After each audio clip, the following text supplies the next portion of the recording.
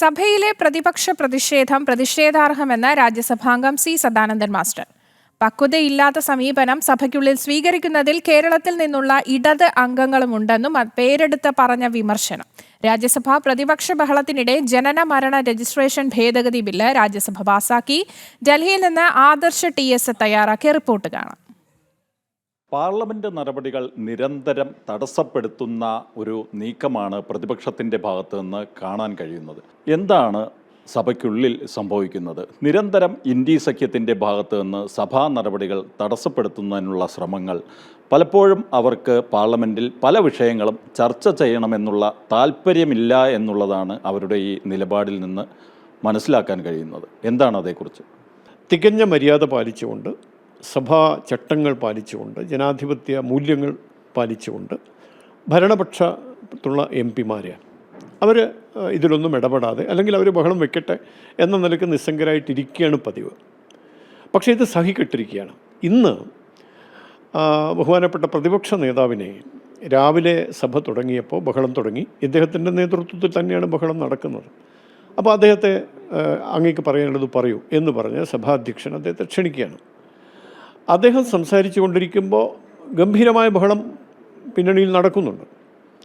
സംസാരിക്കുമ്പോൾ അദ്ദേഹം ഊന്നിപ്പറയുന്ന കാര്യങ്ങൾ, ഒന്ന് രാമക്ഷേത്രത്തിൽ നടന്ന അസുഖകരമായ സംഭവങ്ങളെ പെരുപ്പിച്ച് കാണിച്ച് അത് രാമജന്മഭൂമി പ്രസ്ഥാനത്തെ മുഴുവൻ അവഹേളിക്കുന്ന തരത്തിൽ, അയോധ്യയിലെ ഇന്ന് ക്ഷേത്രത്തിൻ്റെ നടത്തിപ്പിനെ മുഴുവൻ അവഹേളിക്കുന്ന തരത്തിൽ, പ്രത്യേകിച്ച് പ്രധാനമന്ത്രിയെ നേരിട്ട് ആക്രമിച്ചുകൊണ്ട് അവഹേളിച്ചുകൊണ്ട് അദ്ദേഹം സംസാരിക്കുകയാണ്.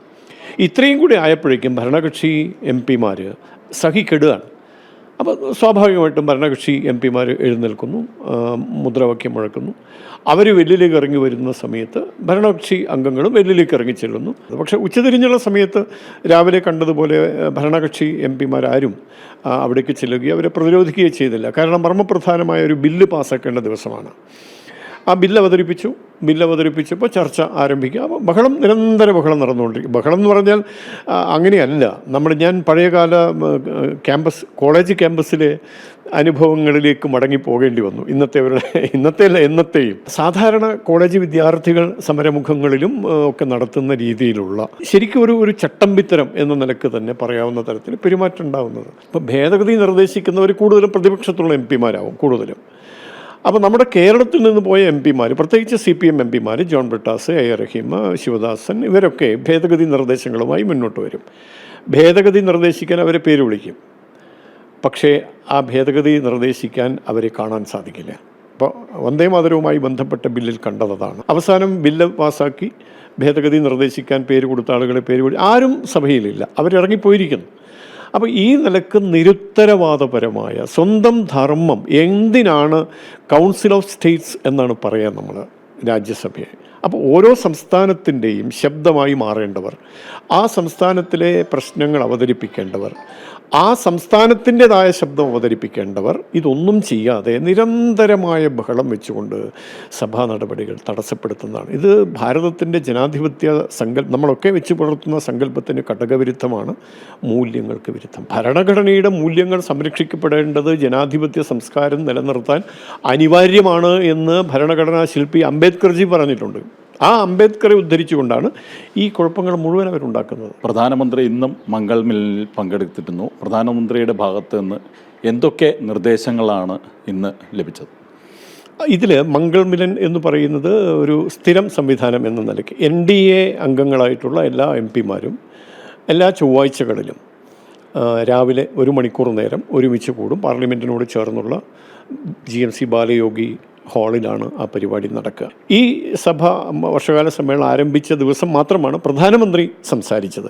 നമ്മുടെ നാട്ടിൽ ഗ്ലോബൽ ആവറേജിനെ കടന്നു വയ്ക്കുന്ന തരത്തിൽ നമുക്ക് തൊഴിൽ ലഭ്യതയുടെ കാര്യത്തിൽ മുന്നോട്ട് പോകാൻ സാധിച്ചിട്ടുണ്ട്. എടുത്തു പറയേണ്ട ഒരു സംഗതി, ലോക ശരാശരി എന്ന് പറയുന്നത് 16.45 സംതിങ് അങ്ങനെയാണ് ഈ തൊഴിൽ ലഭ്യതയുടെ കാര്യത്തിൽ.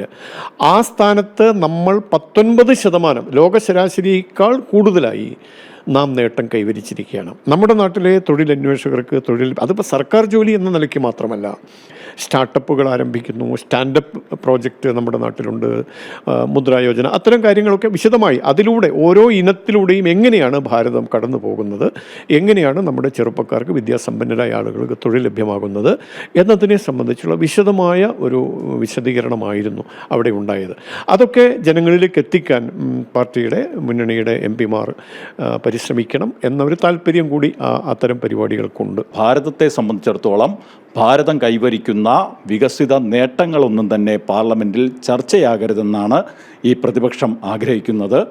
ഡൽഹിയിൽ നിന്ന് ക്യാമറാമാൻ കൃഷ്ണകുമാറിനൊപ്പം ജനം TV-ക്ക് വേണ്ടി ആദർശ് TS.